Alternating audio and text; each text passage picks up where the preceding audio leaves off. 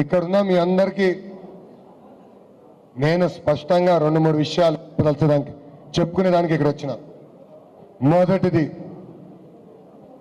ప్రతి సంవత్సరం వేకెన్సీస్ మేము అనౌన్స్ చేసి ప్రతి సంవత్సరం జాబ్ క్యాలెండర్ ప్రకటించి నిరుద్యోగులకి ప్రభుత్వంలోనే ఉద్యోగాలు కల్పిస్తా అనేది మొదటి హామీ.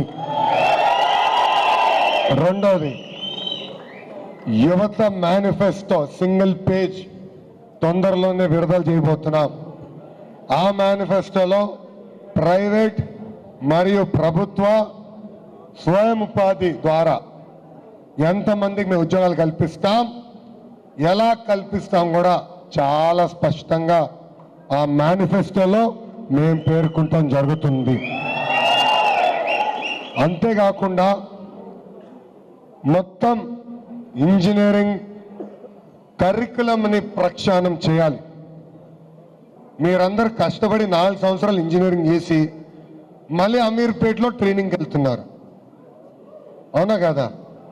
అరే 4 సంవత్సరాలు మనం నేర్చుకోలేంది 3 నెలలు ఎట్లా నేర్చుకుంటున్నాం?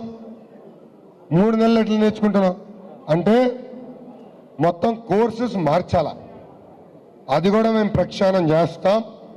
ఎందుకంటే అద్భుతమైన విద్య అందిస్తే ప్రపంచంలో ఉన్న అన్ని కంపెనీలు ఆంధ్ర రాష్ట్రానికి వచ్చి ఇక్కడనే పెట్టుబడులు పెట్టి మన యువకులకి ఉద్యోగాలు కల్పిస్తారు.